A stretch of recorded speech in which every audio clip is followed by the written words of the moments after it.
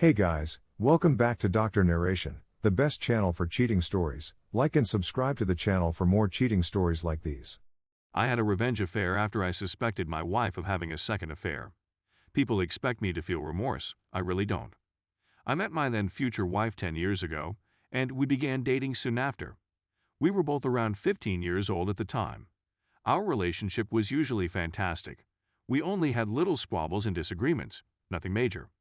Looking back, I see that I was always the one that put in the most effort and started most things. From communication to date planning to and more. I'd be the one to suggest and schedule dates, to send her messages first, to reach out and strike up discussions. We had many times a week to several times a day, so our life wasn't horrible. I was the one that was always up for trying out new and unusual things. She was a little more reserved. She adored giving me oral but would never do it herself since it was filthy and unpleasant. I've always been the one who earned more money and was more financially successful. She'd always chosen to follow her interests, family, and swiftly slipped into a housewife pattern of her own choosing, to the point that she would finally only work part-time. This is not to imply she was a gold digger, quite the contrary. I believe she simply thought she'd settled. I used to have very horrible acne, had my dental work done late, and wasn't in as excellent of condition as I could have been. I had no idea since she never displayed any symptoms of it. She met a man at the gym around 5 years into our relationship and 1 year into our marriage. She maintains they were simply pals at first. We used to work out together and speak a lot. We used to communicate online, and we even went out to eat. I was absolutely unaware of this new buddy and had no reason to suspect anything. She went on a weekend excursion with pals a few months into this. I had to pay for her portion of the trip. She left on a Friday and returned on Saturday. She told me she had a falling out with the buddy she'd gone on vacation with. She had been sad all day, had retreated within herself, and had begun to weep numerous times. At this time, I was primarily concerned about her and had no reason to suspect anything. She soon burst into tears and admitted to me that she had cheated on me. It took me a while to absorb what she had just said and done, and I was numb for the first few minutes. When I awoke from my coma, I felt like someone had sledgehammered a sledgehammer into my heart. I fled the room and puked many times before breaking down and wailing like a baby. She said that she didn't intend for it to happen, and that it was an accident. She couldn't stop herself because she felt such a strong desire, such a profound connection. However, when she awoke in the morning following their first night together, she understood what she had done. That he didn't care about her, didn't love her, and was just interested in her for her money. And that she didn't love or care about him either. And that it had been a fleeting infatuation. To make matters worse, she confessed to doing things with him that she had always refused to do with me, since emasculating me by having an affair evidently wasn't enough. I had loved her from the day we met, and I had always felt pleased that our relationship had survived storms when others had failed. My family adored her, and my friends admired her. I'd always been told how fortunate I was, and I'd boasted about having such a beautiful girlfriend and, subsequently, wife. All this time, I tried my best to lavish her with love, to surprise her with presents, and to let her know how much she meant to me. I would do all I could to ensure she always came first for me, that I was prepared to give her oral because she loved it, and that she did not reciprocate. For me, her joy was always paramount. Anger and despair were soon to follow. I'd shout at her while tears streamed down my cheeks. I asked her why she did it, how she could do this to me, and did she still love me. Her response was that she didn't know why, that she had been weak and had been engrossed in the moment. She urged me to forgive her and give her another opportunity. She was very honest with me and immediately departed the gym, which turned out to be needless since, when I attempted to confront him, I discovered that he had also bailed. She confessed to both my parents and her father having died some years before, and I tried my best to move on. Soon after, we scheduled marital counseling and began individual treatment. In moments of rage, I would sometimes strike out verbally rather than physically, calling her names and other derogatory terms. For the most part, she accepted it readily. Just a few times did she answer in kind, assuring me that she would take me for all I was worth, and that no other woman would ever love me. My and her parents both attempted all they could to keep me in this relationship. Back then, I mistakenly assumed that at the very least, my parents would have my best interests at heart. They informed me that errors occurred, but that we could overcome them and develop as a marriage and as individuals. Despite everything, she loved me. It took me months to get beyond this, for the rage and disgust to fade.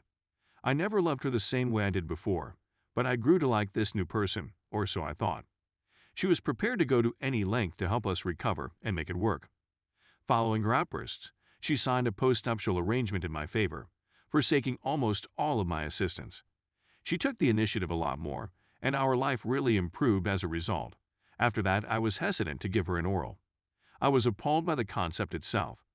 We've always put each other first in almost everything. She then had unprotected intercourse with the AP. Despite how much she enjoyed it before, she never complained. She was also ready to do a lot more things with me now, which she later explained when I asked her if I was that repulsive to her or why she was willing to do these things with him. The fact that she wasn't with me profoundly wounded her, and she wanted to make amends.